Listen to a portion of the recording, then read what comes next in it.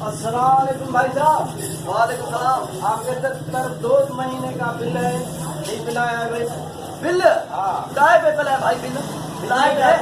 Light कहाँ है भाई वो लाइट? आता कितना है भाई?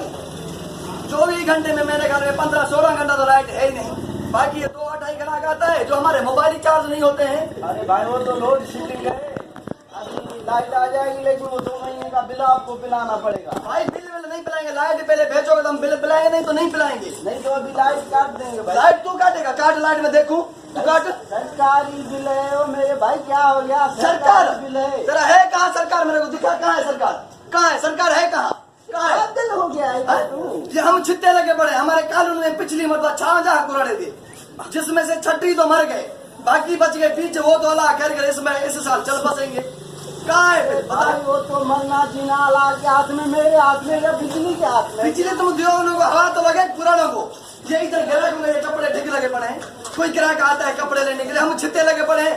बता हम किसको दें? अरे यार तुझको पता नहीं कैसा आदमी है भाई भाई। बस में दुकान ही बंद